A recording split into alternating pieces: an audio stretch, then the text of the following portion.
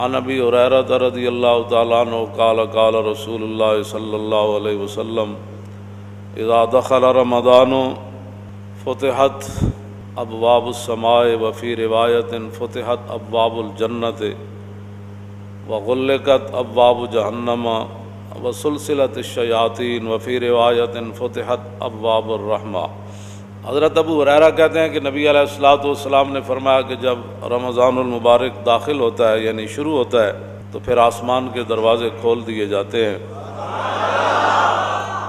اور ایک روایت میں یہ ہے کہ جنت کے دروازے کھول دیے جاتے ہیں اور جہنم کے دروازے بند کر دیے جاتے ہیں، وسلسلت الشیاطین اور شیطانوں کو جکڑ دیا جاتا ہے، اور ایک روایت میں یہ ہے کہ رحمت کے دروازے کھول دیے جاتے ہیں۔ عن سہل بن سعد قال قال رسول اللہ صلی اللہ تعالی علیہ وسلم فی الجنت ثمانیۃ ابواب منها باب یسمى الریان لا يدخلہ الا الصائمون۔ نبی علیہ الصلوۃ والسلام نے فرمایا جنت کے 8 دروازے ہیں، ان میں سے ایک دروازے کا نام ریان ہے، تو فرمایا اس سے صرف روزے دار داخل ہوں گے۔ عن ابی ہریرہ رضی اللہ تعالیٰ عنہ قال قال رسول اللہ صلی اللہ تعالیٰ علیہ وسلم من صام رمضان ایمانا واحتسابا غفر له ما تقدم من ذنبه ومن قام رمضان ایمانا واحتسابا غفر له ما تقدم من ذنبه ومن قام لیلۃ القدر ایمانا واحتسابا غفر له ما تقدم من ذنبه۔ نبی علیہ الصلوۃ والسلام نے فرمایا، حضرت ابو ہریرہ راوی ہے، حضور نے فرمایا کہ جس بندے نے رمضان المبارک کے روزے رکھے ایمان اور ثواب کی نیت سے، ریا سے پاک ہو کر، ریاکاری نہیں تھی اس میں، تو اس کے سابقہ تمام گناہوں کو معاف کر دیا جاتا ہے۔ اور نبی علیہ الصلوۃ والسلام نے فرمایا کہ جس آدمی نے نماز تراویح پڑھی یعنی رمضان المبارک کی راتوں کو قیام کیا، تو حضور نے فرمایا کہ ایمان اور ثواب کی نیت سے غفر له ما تقدم من ذنبه، اس کے بھی تمام گناہوں کو معاف کر دیا جاتا ہے۔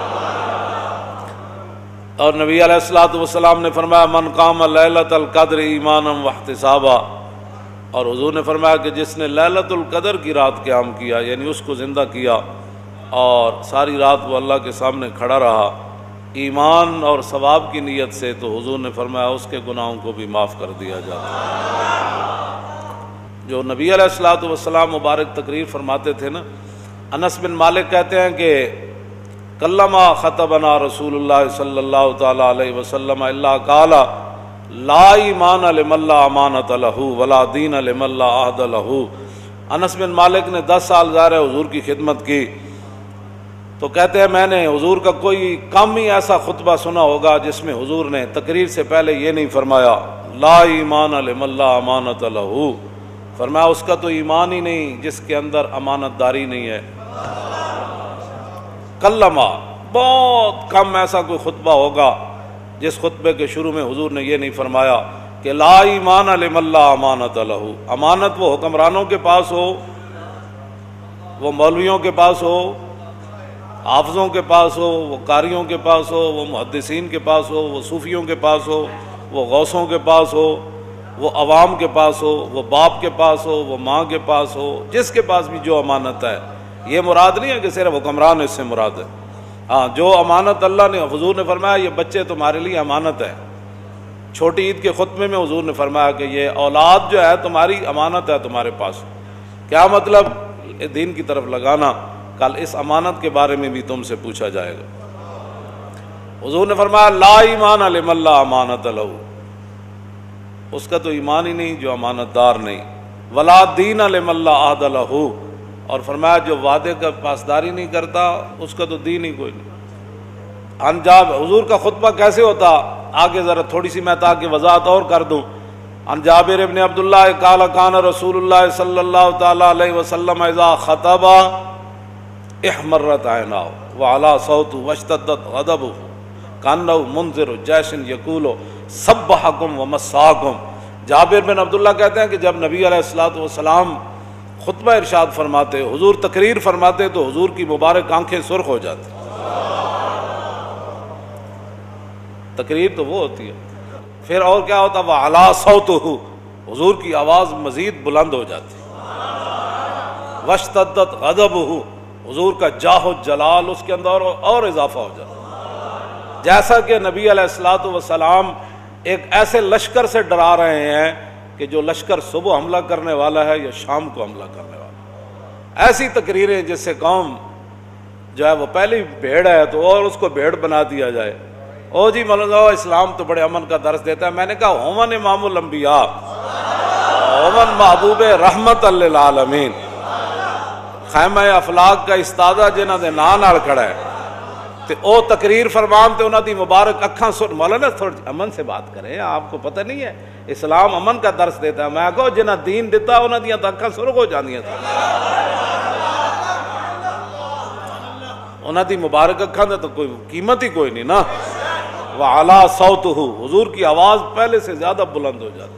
حالانکہ نبی علیہ الصلوۃ والسلام کی مبارک آواز میں اللہ نے یہ معجزہ رکھا ہے کہ جس طرح قریب والے کو حضور کی مبارک آواز سنائی دیتی، اس طرح 1,24,000 میں سے جو آخری صحابی بیٹھے تھے نا عرفہ کے میدان میں، جس طرح قریب بیٹھے صدیق اکبر کو آواز آ رہی تھی، اسی طرح آخری صحابی کو بھی ایسے آواز آ رہی تو میرے آقا و مولا کی مزید آواز بلند ہو جاتی. وَعَلَىٰ صَوْتُهُ، اور وَاشْتَدَّتْ غَضَبُهُ، اور حضور کے جاہ و جلال میں اور سختی آ جاتی. قوم کو یہ مزاج بتایا ہوتا نا کہ حضور ایسے خطاب فرمایا کرتے جی، تو پھر قوم ہماری ناموس رسالت کے مسئلے کو بھی سمجھ جاتی، پھر حضور کی عظمت کو بھی سمجھ جاتی قوم، اور پھر رسول اللہ کی ختم نبوت کے مسئلے کو ایسے سمجھ جاتی کہ ایسے تلوار بھی کھڑی ہو حضرت حبیب بن زید کے سر پر، مسلمہ خود اٹھ کر کھڑا ہو جائے کہ بتاؤ میں کون ہوں، فرمایا تو کون ہے؟ رسول تو رسول اللہ ہی ہے، تو کون ہے؟ کیا باتیں کرتا ہے؟ تو کون ہے؟ رسول تو رسول اللہ ہی ہے، تو کون ہے؟ ایسے جاہو جلال سے تقریریں ہوتی نا ختم نبوت پر. تو پھر حضور ظاہر بات ہے حضور وضو کے بھی مسائل بتاتے تو حضور کا اس وقت بھی انداز پھر. عن سلمان الفارسی قال خطبنا رسول اللہ صلی اللہ تعالی علیہ وسلم فی آخر یوم من شعبان، حضور نے، سلمان فارسی کہتے ہیں کہ حضور نے شعبان کے آخری دن یہ ہمیں خطبہ ارشاد فرمایا. کیا فرمایا؟ فقال یا ایھا الناس قد اظلکم شہر عظیم شہر مبارک شہر فیہ لیلۃ خیر من الف شہر. شعبان کی آخری تاریخ کو حضور نے ہمیں خطبہ ارشاد فرمایا. تو اس خطبے کا انداز بھی تو یہی ہوگا نا، قد اظلکم شہر عظیم، ہاں جی شہر مبارک، اس طرح ہی حضور نے فرمایا ہوگا نا تمہارے پاس بھائی بڑا عظیم مہینہ آنے والا ہے، بڑی برکت والا مہینہ آنے والا ہے، اور ایسا مہینہ آنے والا ہے جس کی ایک رات 1000 مہینوں سے افضل ہے. جعل اللہ صیامہ فریضۃ وقیام لیلہ تطوعا، حضور نے فرمایا اللہ نے اس کے روزوں کو فرض کیا اور رات جو ہے نماز تراویح پڑھنا یہ میری سنت ہے.